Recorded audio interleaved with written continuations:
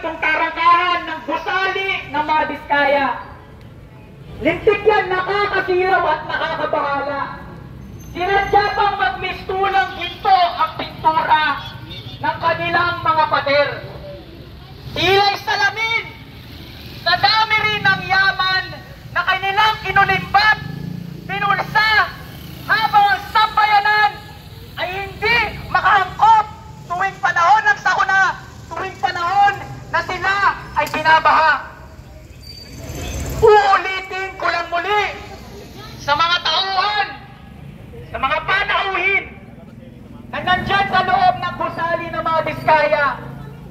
Kung sa tingin nyo po ay kayo ay naagrabyado sa aming ginawang pagkilos, tandaan nyo po, huwag na tayong maglukuhan. Kung sinisweldohan man kayo, wala yung binatbat sa dami ng yaman na ninanakaw ng mga Diskaya. At alam nyo ang problema, isa lang si Diskaya sa napakaraming mga kontraktor na nagpapakasasa habang tayo mga mamamayan ang naghihirap, nagkakayod para lang mapakain ng mga pamilya sa mga kabataan, maagang kumigising para lang makapag-aral sa abot ng mga kaya. Kaya wag po tayong maglokohan mga kasama pag sinabi natin nakakagulo yung ginagawang pagkilos.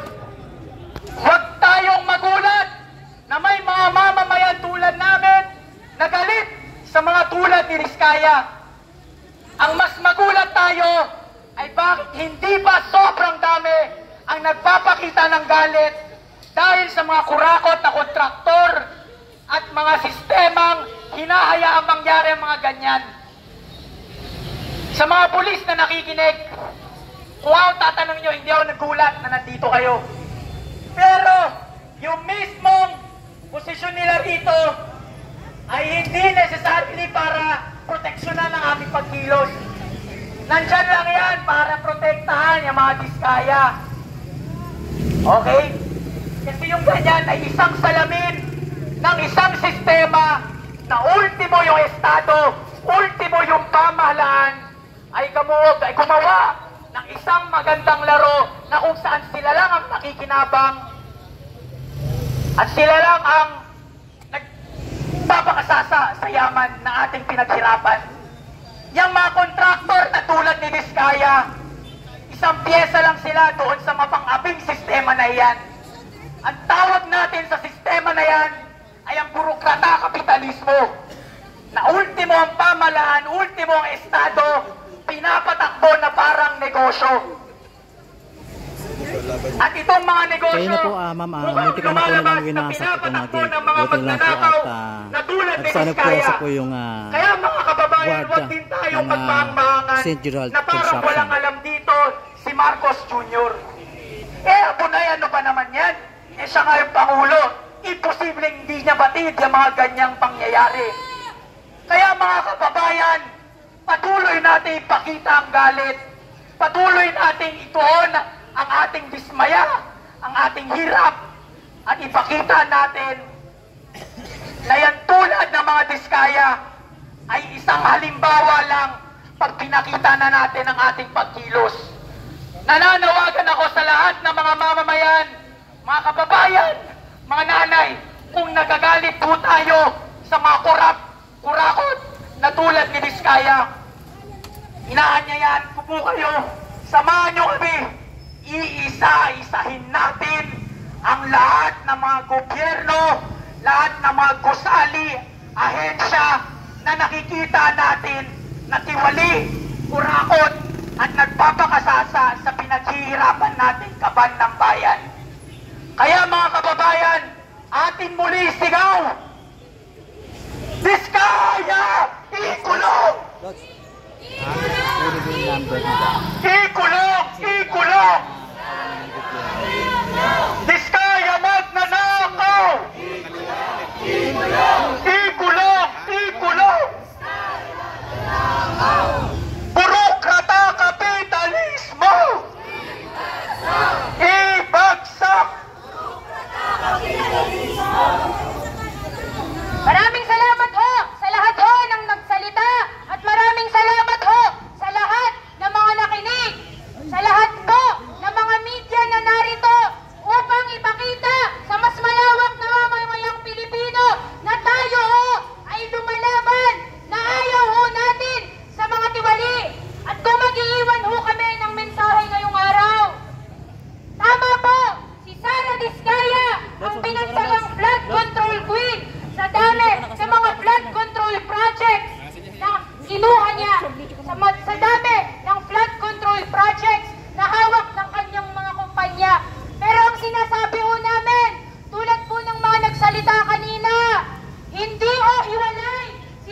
Diskaya, sa napakaraming congressman, senador, at si Marcos mismo.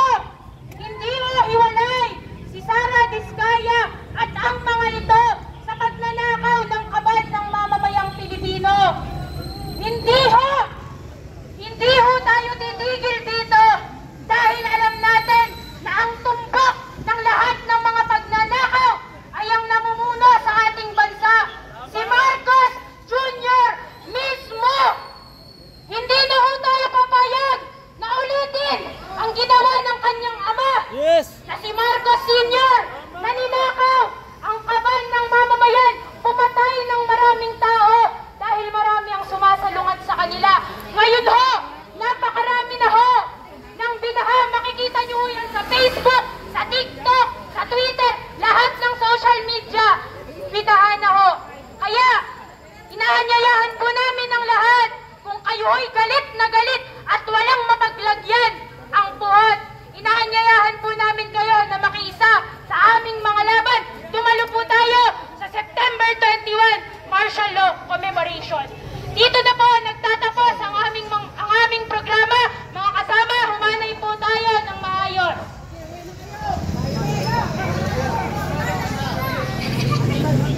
Hanay po tayo. Sama, parinig natin. Tanong nga natin kung saan yung September 21. Mas malakas! Diskaya mo! Saan kayo sa September 21? September 21, saan? Saan pwedeng maano? Diskaya mo! Nanakaw! Kalikasan. Sige. Korap na congressman! Korap na senador! Sundan niyo po ako pag sinabi ko Marcos pinaka-korap! Panagutin! Panagutin! Isa pa po! Marcos pinaka-korap! Panagutin! Panagutin! Panagutin! Marcos pinaka-korap! Marcos pinaka-korap! Marcos pinaka-korap!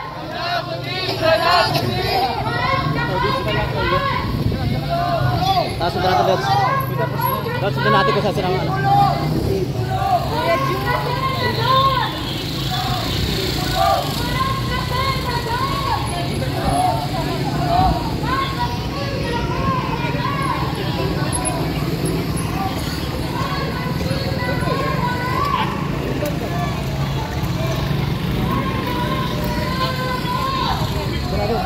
Balik tayo dyan. Hanggang doon lang.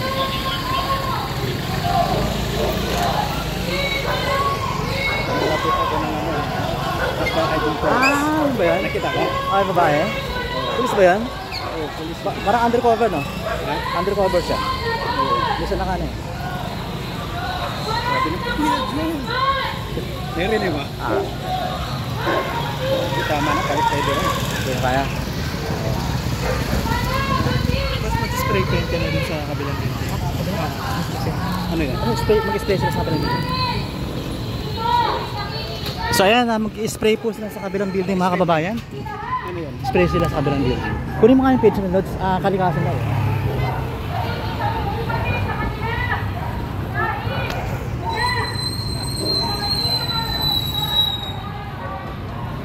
So ayan, napupunta po sila dito sa kabilang compound ni Sara Diskaya at magkakaroon sila ng wall paint. Ipintahan po nila yung dito. Yung wall ng kabilang nila, construction site nila. O yung bodega po ng mga Diskaya.